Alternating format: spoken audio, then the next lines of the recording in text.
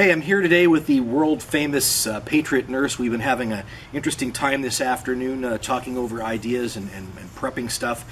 And some stuff came up that I kind of thought would be interesting to discuss with you on camera, because I don't think you've really done this in a video before. Not quite in this format. So no, not quite. So I'm going to play the interviewer here. I know I look just like Jay Leno. And one of the things that we were talking about is that you teach a very, very unique class. Nobody does anything quite like what you do in sort of the whole prepper, I don't know, gun guy kind of thing. It kind of overlaps into it a little bit. And so just briefly, how would you describe what it is that you do? That's a great question. I get this question a lot, actually. The curriculum that I teach, I call Medical Prep 101. That's the first day of the 2-day component. The second day, appropriately named, is Medical Prep 201.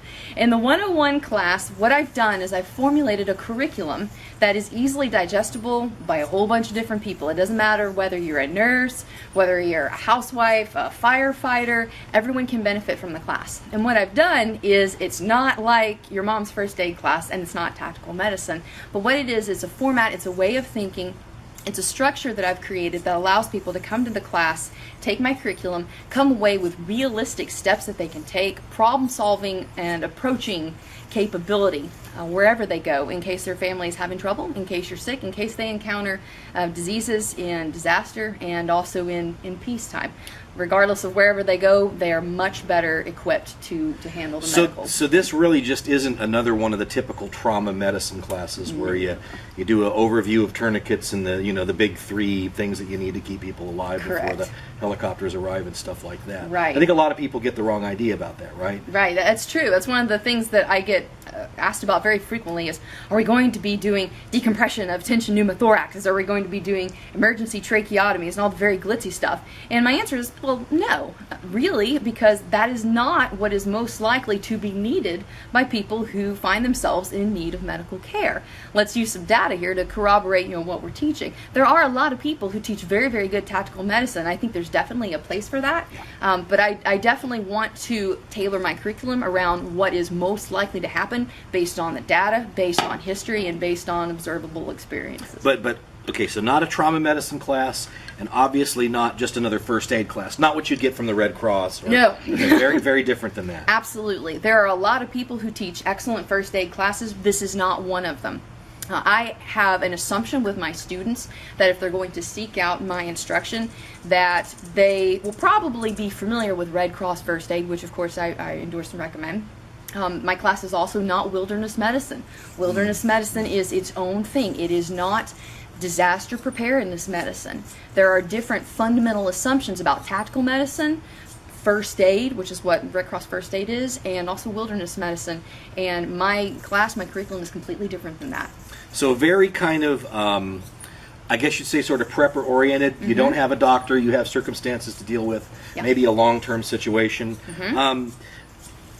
I guess the kind of thing is, okay, if you're somebody with that kind of mindset, are you teaching material we're actually going to use here? That's a great question. Or what?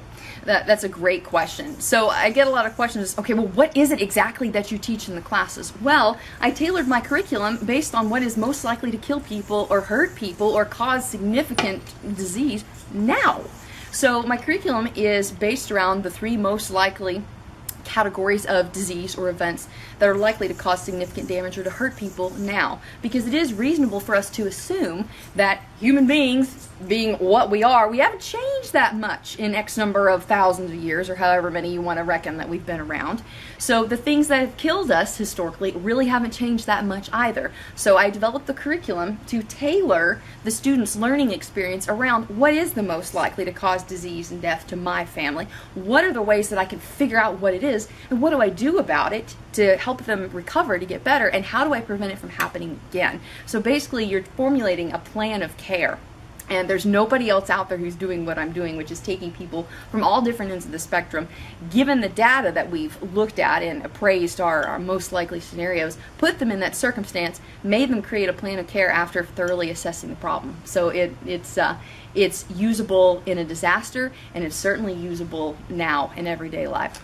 Now, one of the things we talked about that I found fascinating too, I don't think people know this about you.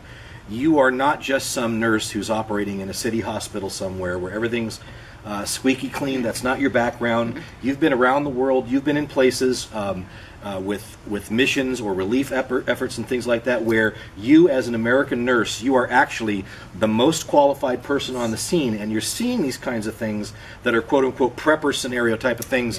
Yeah. What happens with unclean water? What happens when people are getting all these common diseases like typhoid, dysentery, things like that? So that is where you get a lot of the basis of the material that you teach. It's not just a textbook thing, right? Absolutely. I get a question, again, a frequently asked questions. I'm a nurse, I'm a doctor, or I have a nurse, a doctor, an EMT in my group. Why should I come and take your class? And I like to answer that question with another question, and it's this. Okay. Have the people in your group, designated as medics, have they practiced outside of the United States? If so, how long? Are we talking a 1 week, once in a lifetime effort that was orchestrated, although very well meaning, that was orchestrated by predominantly Americans who have sanitized the mission to American standards Right. before going down there? Or are we talking people who have gone in very destitute and dark areas of the world, functioned outside of the standard of care, the scope of practice, and the protocol of practice in the United States?